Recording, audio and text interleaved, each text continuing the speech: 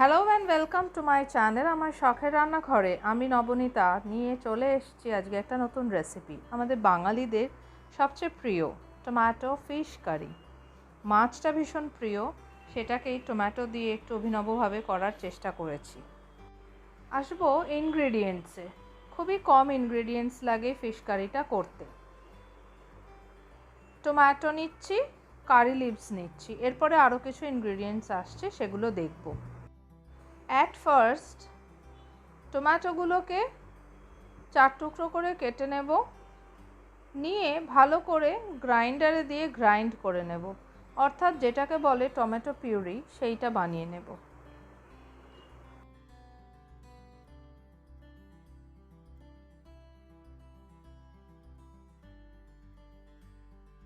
Tomato পিউরিটা তো ready হয়ে গেল। এবার আরেকটা ছোট্ট ইনগ্রেডিয়েন্টস আছে, সেটা হলো আদা বাটা। আচ্ছা, এছাড়া মাছের পিসগুলোকে আমি ভালো করে নুন আর হলুদ মাখিয়ে নেব। নিয়ে একটা পাত্রে তেল গরম করব, তেল গরম হলে একটু নুন ছড়িয়ে নিয়ে মাছগুলো এপিট ওপিট করে ভালো করে ভেজে নেব। যারা খুব ভালো কড়া ভাজা খান তারা ভালোভাবে কড়া করে ভেজে নেবেন, আর যারা হালকা ভাজা খান তারা সেইভাবে হালকা করেই ভেজে নেবেন।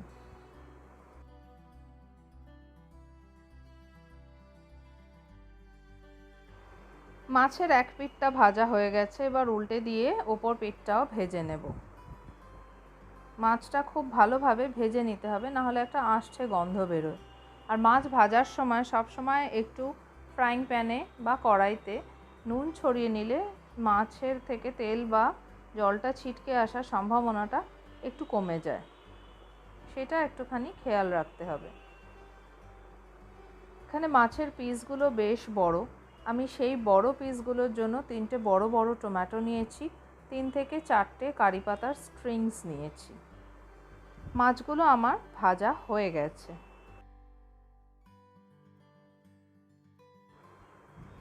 তাহলে মাছগুলো ভাজা হয়ে গেল, আমি এবার আলাদা পাত্রে ফ্রাইং প্যান থেকে মাছগুলোকে তুলে সরিয়ে নেব।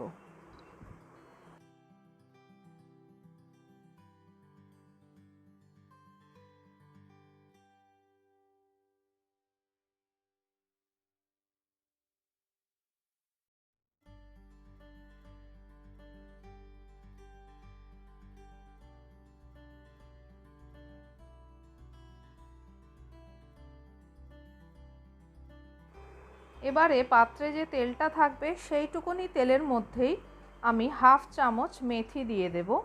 মেথিটা ভালো করে গরম হতেই আমি একটা একটা করে কারি পাতার স্ট্রিংসগুলো তেলের মধ্যে ছেড়ে দেব। খেয়াল রাখতে হবে কারি পাতায় যেন জল না থাকে, তাহলে জল ছিটে অ্যাক্সিডেন্ট হওয়ার চান্স থাকে।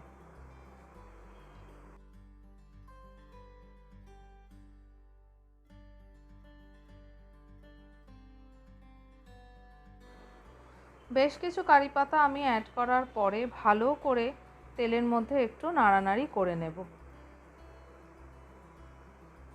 এরপরে আমি গ্রাইন্ডারে গ্রাইন্ড করা টমেটো পিউরিটা পুরোপুরি ঢেলে নিয়ে নেব এবং ভালো করে নাড়াচাড়া করতে থাকব।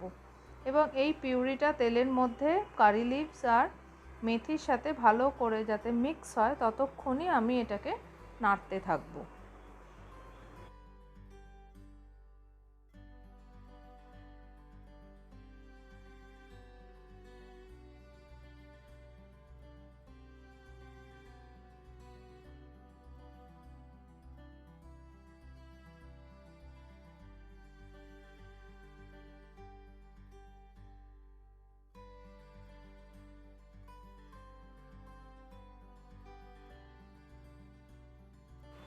বেশ খানিকক্ষণ নাড়াচাড়া করার পরে টমেটোর মধ্যে যে জলটা আছে সেটা টেনে এসছে। এবার আমি এতে একটু নুন দিয়ে দেবো স্বাদ মতো, যে যার স্বাদ মতো নুন অ্যাড করতে হবে।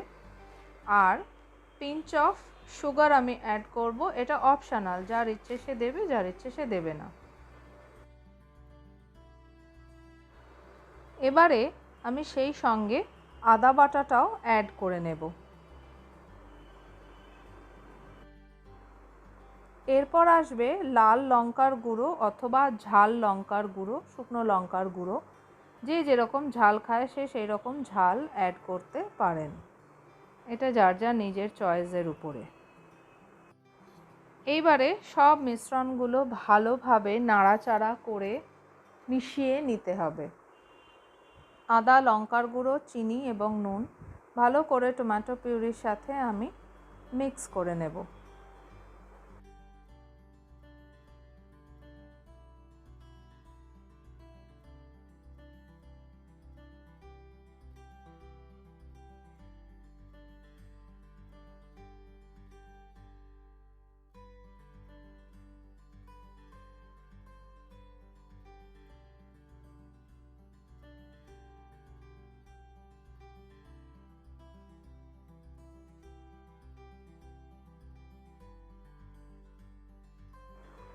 মিশ্রণটাকে খুব ভালোভাবে কষাতে হবে। কষালে তেল ছাড়তে শুরু করবে এবং তেল ছাড়ার সঙ্গে সঙ্গে বুঝে নিতে হবে যে এটা ভালো মতন কষে গেছে, মানে কষানো হয়ে গেছে।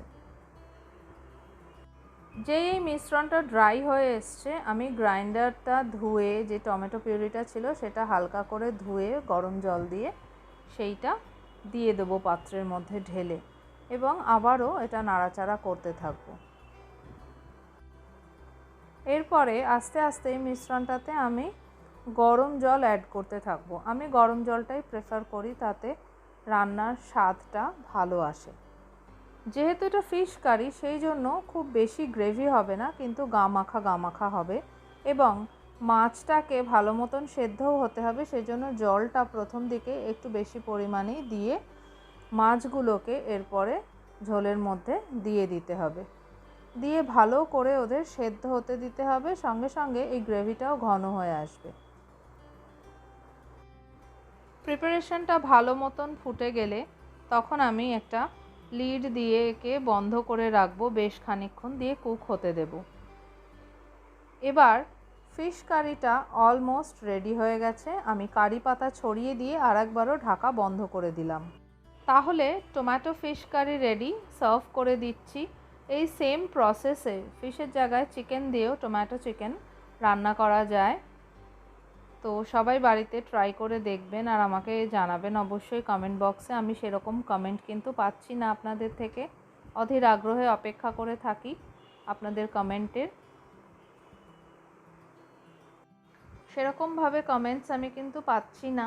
প্লিজ আমাকে সবাই কমেন্ট করুন আর আমাকে জানাতে থাকুন। নিজেরাও রান্না করে ছবি তুলে সেই রান্নার ছবিও শেয়ার করতে পারেন, তাহলে খুব ভালো লাগবে। আর সবাই নিজেকে খুব ভালো রাখবেন, সুস্থ রাখবেন, যাতে সকলকে ভালো রাখা যায়। আরও সুন্দর করে গার্নিশ করার জন্য আমি কোরিয়েন্ডার লিভস আর কাঁচা লঙ্কা দিয়ে সাজিয়েছি। যে যেরকমভাবে পারবেন, যার যত ক্রিয়েটিভিটি আছে সুন্দর করে সাজাবেন। আর লাইক, শেয়ার অ্যান্ড সাবস্ক্রাইবের অনুরোধ তো সবসময় রাখি আপনাদের কাছে। আপনারা অনুরোধ রাখবেন এই জেনেই রাখি। আরও নতুন কিছু যদি জানার থাকে, রান্না দেখার থাকে, আমাকে অবশ্যই কমেন্ট করে জানান। আমি আমার সাধ্য মতন চেষ্টা করব। ভিডিওটা শেষ অবধি দেখার জন্য অনেক অনেক ধন্যবাদ রইল। সকলকে অনেক অনেক শুভকামনা জানাই। খুব ভালো থাকবেন, ভালো রাখবেন।